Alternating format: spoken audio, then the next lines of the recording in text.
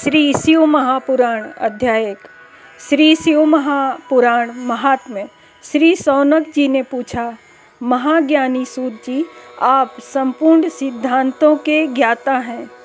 मुझसे पुराणों के कथा की सार तत्व विशेष रूप से वर्णन कीजिए। प्रभु, ज्ञान और वैराग्य सहित भक्ति से प्राप्त होने वाले विवेक की वृद्धि कैसे होती है तथा साधु पुरुष किस प्रकार अपने काम, क्रोध, लोभ आदि मानसिक विकारों का निवारण करते हैं। इस घोर कलयुग में जीव प्रायः असुर स्वभाव के हो जाते हैं। उस जीव समुदाय को शुद्ध बनाने के लिए सर्वश्रेष्ठ उपाय क्या है? कृपा करके इस समय मुझे कोई ऐसा शाश्वत साधन बताइए जो कल्याणकारी वस्तुओं में सबसे उत्कृष्ट एवं परम मंगलकारी हो तथा पवित्र करने वाले उपायों में सर्वोत्तम पवित्रकारी उपाय हो। तात वह ऐसा साधन हो जिसके अनुष्ठान से शीघ्र ही अंतःकरण की विशेष शुद्धि हो जाए और उससे निर्मल चित्त वाले पुरुष को सदा के लिए शिव की प्राप्ति हो जाए।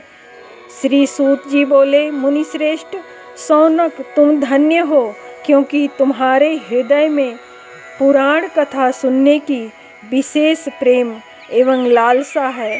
इसलिए मैं शुद्ध बुद्धि से विचार कर तुमसे परम उपाय, परम शास्त्र का वर्णन करता हूँ। वत्स, वह संपूर्ण शास्त्रों के सिद्धांत से संपन्न, भक्ति आदि को बढ़ाने वाला तथा भगवान शिव को संतुष्ट करने वाला है। दानवों के लिए रसायन अमृत स्वरूपी तथा दिव्य है, उसे तुम श्रवण करो मुने।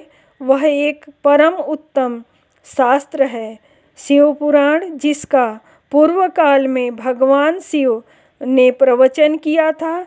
यह काल रूपी सर्प से प्राप्त होने वाले महान त्रास का विनाश करने वाला उत्तम साधन है। गुरु वेद व्यास ने संत कुमार मुनि का उपदेश पाकर बड़े आदर से संक्षेप में इस शिव पुराण का प्रतिपादन किया है। इस पुराण के प्रणयन का उद्देश्य है कलयुग में उत्पन्न होने वाले मनुष्यों की परम हित का साधन। यह शिव पुराण परम उत्तम शास्त्र है। इसे इस भूतल पर भगवान शिव का वाङ्मय स्वरूप समझना चाहिए और इस प्रकार से इसका सेवन करना चाहिए। इसका पठन और श्रवण सर्वसाधारण रूप है। इससे शिव भक्ति पाकर श्रेष्ठतम स्थिति में पहुँचा हुआ मनुष्य शीघ्र ही शिव पद को प्राप्त कर लेता है। इसलिए संपूर्ण यत्न करके मनुष्य ने इस पुराण को पढ़ने की इच्छा की है अथवा इसके अध्ययन को अभीष्ट साधन माना है। इसी तरह इसका प्रेम पूर्वक श्रवण भी संपूर्ण मनोवांछित फलों को देने वाला है।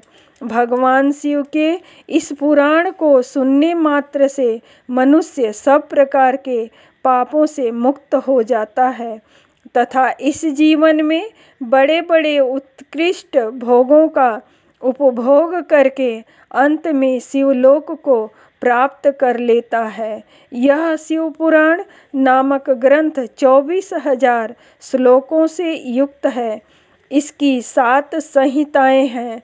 मनुष्यों को चाहिए कि वह भक्ति, ज्ञान और वैराग्य से संपन्न हो, बड़े आदर के साथ श्रवण करे। 7 संहिताओं से युक्त यह दिव्य शिव पुराण पर ब्रह्म परमात्मा के समझ विराजमान है और सबसे उत्कृष्ट गति प्रदान करने वाला है। जो निरंतर अनुसंधान पूर्वक इस शिव पुराण को वाचता है अथवा नित्य प्रेम पूर्वक इसका पाठ मात्र करता है वह पुण्य आत्मा है, इसमें संशय नहीं है। जो उत्तम बुद्धि वाला पुरुष अंतकाल में भक्ति पूर्वक इस पुराण को सुनता है, उस पर अत्यंत प्रसन्न हुए भगवान महेश्वर उसे अपना पद प्रदान करते हैं। जो प्रतिदिन आदर पूर्वक इस शिव पुराण का पठन पूजन करता है, वह इस संसार में संपूर्ण भोगों को भोग कर अंत में भगवान शिव के पद को प्राप्त कर लेता है। जो प्रतिदिन आलस्य त्याग कर रेशमी वस्त्र आदि के वेष्टन से इस शिव पुराण का सत्कार करता है, वह सदा सुखी होता है। यह शिव पुराण निर्मल तथा भगवान शिव का सरोवर है। जो इस लोक तथा परलोक में भी सुख चाहता है, उसे आदर के साथ प्रयत्नपूर्वक इसका सेवन करना चाहिए। यह निर्मल एवं उत्तम शिव पुराण धर्म, अर्थ, काम और मोक्ष रूप से चारों पुरुषार्थों को देने वाला है। अतः प्रेम पूर्वक इसका श्रवण एवं विशेष पाठ करना चाहिए। इति श्री शिव महापुराण संहिता का विश्वेश्वर संहिता का पहला अध्याय समाप्त होता है। दूसरा अध्याय शिव पुराण की महिमा और संहिताओं के भेद। सूत जी बोले, हे मुनीश्वरों, यह आपने त्रिलोक हितकारी बड़ा अच्छा प्रश्न किया है। मैं आप लोगों की ऐसी रुचि देखकर श्री गुरु जी का स्मरण कर जो कहता हूँ उसे आदर सहित सुनिए। कलि के पापों का नाश करने वाला परमार्थदायक शिव पुराण नामक ग्रंथ यह सब ग्रंथों से उत्तम और वेदांत सार का ही सर्वस्व है, जिसके पढ़ने सुनने से मनुष्य सर्वोत्तम शिवगति को प्राप्त होता है। जब तक यह ग्रंथ का उदय नहीं हुआ है, तभी तक कलयुग में ब्रह्म हत्यादिक पाप फैल रहे हैं। शास्त्रों के झगड़े, नाना प्रकार के उत्पात, क्रूर यम के भटों की निर्भयता, तीर्थों का विवाद, सत्य, दान और देवताओं की मान्यता संबंधी विवाद तभी तक महीतल पर हो रहे हैं जब तक श्री शिव पुराण का पृथ्वी पर उदय नहीं होता है। जब यह प्रत्यक्ष हो जाएगा तब शास्त्रों के परस्पर झगड़े आदि सभी इसकी गर्जना से समाप्त हो जाएंगे, क्योंकि भगवान वेद व्यास के कहे हुए इस पुराण का बहुत महत्व है। इसके कीर्तन और श्रवण से जो फल प्राप्त होता है वह सब का सब तो मैं नहीं कह सकता, किंतु उसका कुछ महात्म्य मैं आप लोगों से कहता हूँ। ध्यान देकर सुनिए। इसमें मैं अपनी ओर से कुछ नहीं कहूँगा, जो वेद व्यास जी ने कहा है वही कहूँगा। व्यास जी ने कहा है, यदि शिव पुराण का एक या आधा श्लोक भी कोई पढ़ेगा तो वह पाप से छूट जाएगा, और यदि सावधानी से संपूर्ण पढ़े तो जीवन मुक्त हो जाए, और इसके अनुसार आचरण करे तो एक एक दिन में एक एक अश्वमेध का फल पाएगा।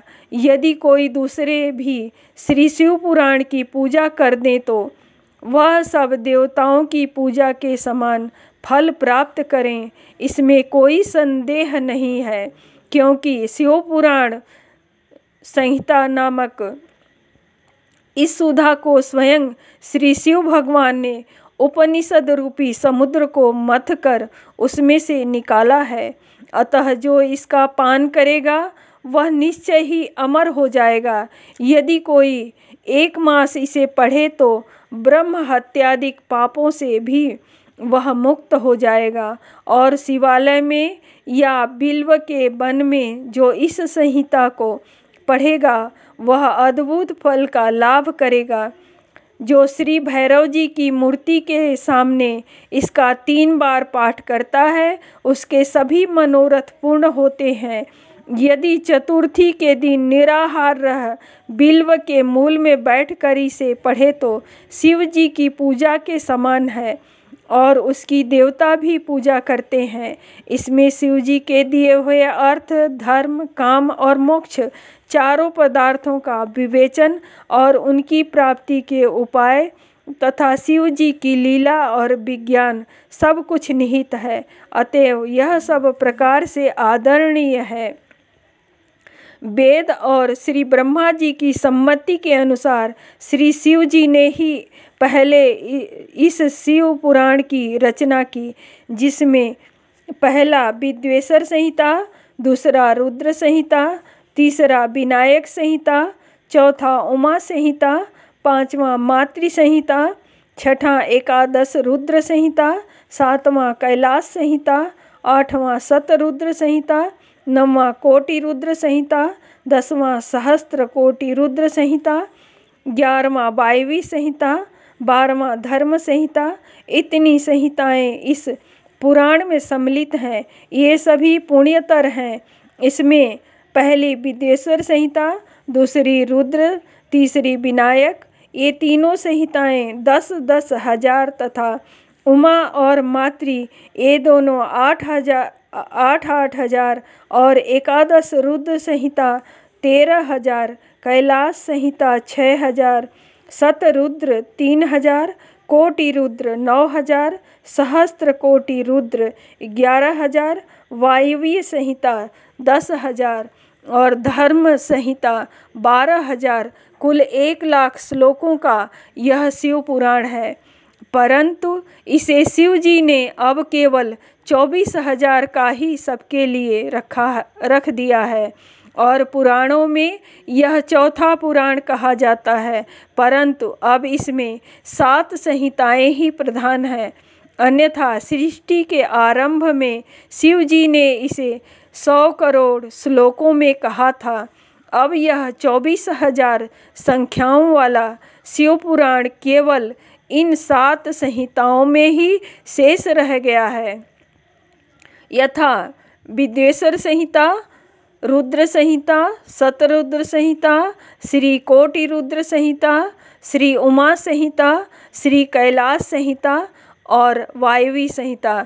जो इस सप्त संहिता युक्त श्री शिव पुराण को आदर सहित पूरा पढ़ेगा वह जीवन मुक्त हो जाएगा। यह सब पुराणों का तिलक और सब जीवों का कल्याण दाता है। इसमें वेदांत और विज्ञान सब कुछ पूर्ण रूप से निहित है। इसे परमादर से पढ़ने वाला शंभु प्रिय हो परम गति का लाभ करता है।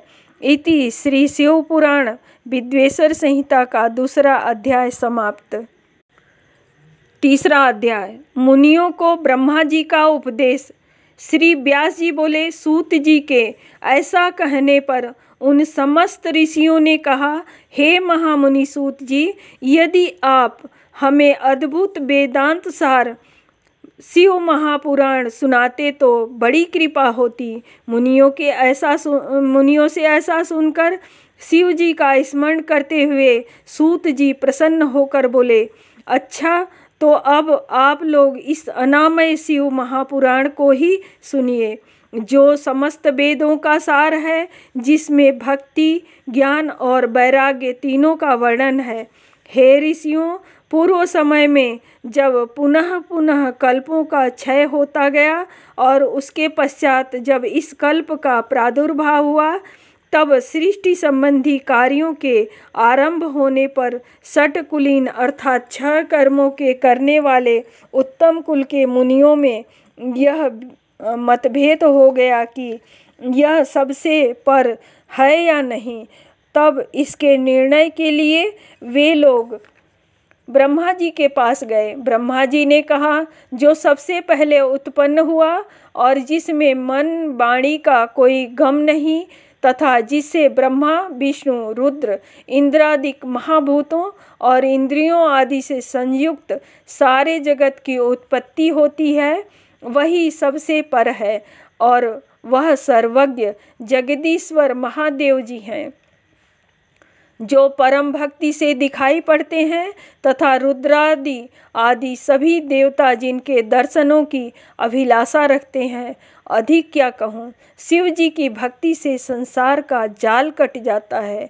उनके प्रसाद से भक्ति और शक्ति, भक्ति से ही उनके प्रसाद की प्राप्ति होती है। जैसे बीज से अंकुर और अंकुर से बीज की उत्पत्ति होती है।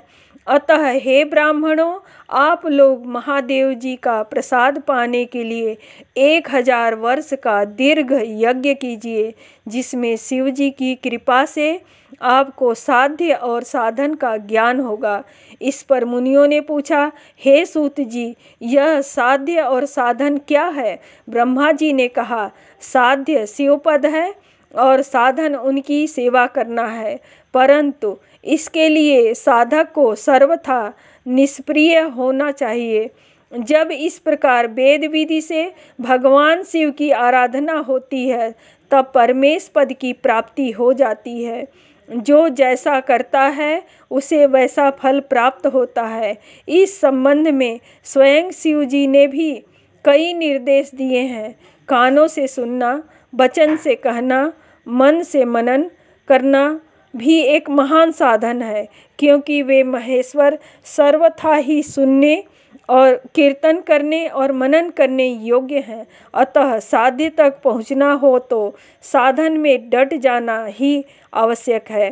प्रत्यक्ष का ही विश्वास होता है। अतएव बुद्धिमान को चाहिए कि पहले गुरुमुख से श्रवण कर कीर्तन और मनन द्वारा शिव योग को प्राप्त होवे। संभव है कि साधन में पहले तो कुछ क्लेश प्रतीत हो, परंतु पीछे आनंद मंगल ही प्राप्त होता है। इति श्री शिव महापुराण विद्वेश्वर संहिता का 3रा अध्याय समाप्त।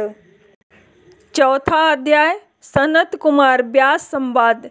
इस पर मुनियों ने पूछा, हे सूत जी, श्रवण और मनन क्या है तथा कीर्तन कैसे किया जाता है? ब्रह्मा जी ने कहा, ईश्वर के रूप, गुण, नाम और उनके विनाशों में अपनी पूजा और जप से रुचि बढ़ाना तथा निरंतर अपनी युक्तियों सहित अपने मन को उनके सम्मुख रखना मनन है।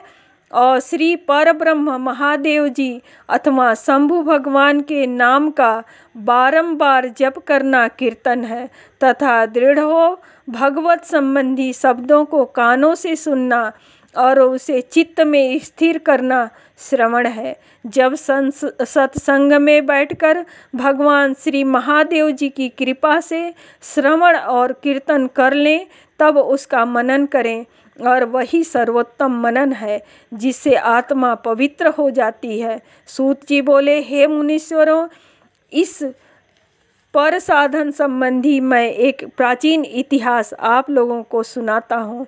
सावधान होकर सुनिए। एक समय जब सरस्वती नदी के तट पर मेरे गुरु पराशर पुत्र भगवान वेदव्यास जी तप कर रहे थे, तो सनत कुमार जी ने आकर उनके निकट बैठकर पूछा, हे भगवान, शिव जी तो प्रत्यक्ष ही सबके सहायक हैं, फिर आप ऐसा तप क्यों कर रहे हैं? व्यास जी ने उत्तर दिया, मुक्ति के लिए। इस पर सनत कुमार जी ने कहा, अवश्य, पहले मुझे भी ऐसा ही भ्रम हुआ था और मैं भी मंदराचल पर्वत पर जाकर तप करने लगा था, परंतु जब दयालु शिव जी की आज्ञा से नंदिकेश्वर ने आकर मुझे यह बतलाया कि शिव जी के श्रवण, कीर्तन और मनन से मुक्ति प्राप्त हो जाती है, तब मेरा सारा भ्रम दूर हो गया। अतएव हे ब्राह्मण, आप भी ऐसा ही कीजिए। यह कहकर सनत कुमार जी चले गए। इस पर ऋषियों ने सूत जी से पूछा, जो श्रवण, कीर्तन और मनन नहीं करता, उस जीव की मुक्ति कैसे होती है तथा बिना यत्न किए भी वह कैसे मुक्त हो जाता है? इति श्री शिव महापुराण विद्वेश्वर संहिता का 4था अध्याय समाप्त। 5वां अध्याय लिंगेश्वर परिचय। श्री सूत जी बोले, हे ऋषियों, श्रवण कीर्तन और मनन में आसक्त प्राणी यदि शिव जी के लिंग बेर की स्थापना कर नित्य उनकी पूजा किया करे तो भी वह संसार सागर से तर जाता है। मुनियों ने कहा, यह कैसे? बेर मात्र में ही सब देवताओं की पूजा कैसे संभव हो सकती है? सर्वदा लिंगेश्वर के द्वारा शिव जी कैसे पूजे जा सकते हैं? श्री सूत जी बोले, हे मुनीश्वरों, इसके लिए भी स्वयं महादेव जी ने कहा है, किसी अन्य ने नहीं। मैंने श्री गुरु मुख से यही सुना है कि एक शिव जी ब्रह्मरूप और निष्कल अर्थात कला रहित और कला सहित भी हैं। इस निष्कल में निराकार लिंग की प्रधानता है, परंतु वे सभी कलाओं से संयुक्त हैं, इसलिए शिव का साकार बेर स्वरूप भी हो जाता है और इस साकार और निराकार से ही शिव जी ब्रह्म संज्ञक भी हो जाते हैं। इसी से लोग उनके दोनों स्वरूपों की पूजा करते हैं। अन्य वेदों में यह तत्व नहीं है, इसी कारण है कि वे निष्कल लिंग के रूप में पूजित नहीं होते। ब्रह्म पदवी तो केवल शंकर जी को ही प्राप्त है। इस वेदांत सार ओम प्रणव के लिए भी सनत कुमार जी ने मंदराचल पर्वत पर श्री नंदिकेश्वर जी से प्रश्न किया, जिस पर नंदिकेश्वर ने यह स्पष्ट कहा था कि एकाकी शिव जी ही इस प्रकार पूजनीय हैं। कलापूर्ण भगवान शिव का बेर पूजन लोक सम्मत है और वेद ने जिसकी आज्ञा दी है। इस पर जब सनत कुमार जी ने लिंग बेर की उत्पत्ति पूछी तो नंदिकेश्वर ने कहा, पूर्व काल में जब ब्रह्मा और विष्णु में युद्ध हुआ तो उनके बीच में निष्कल शिव जी ने स्तंभ रूप में प्रकट होकर विश्व संरक्षण किया था और तभी से महादेव जी का निष्कल लिंग और सकल बेर जगत में प्रचलित हुए। बेर मात्र को देवताओं ने भी ग्रहण किया। इससे शिव जी के अतिरिक्त बेर लिंग से देवताओं की भी पूजा होने लगी और वही उसका फलदाता हुआ। परंतु शिव जी के लिए लिंग और बेर दोनों ही पूजनीय हुए और जिनसे कल्याणमय भोग और मोक्ष दोनों ही प्राप्त होने लगे। इति श्री शिव महापुराण विद्वेश्वर संहिता का 5वां अध्याय समाप्त।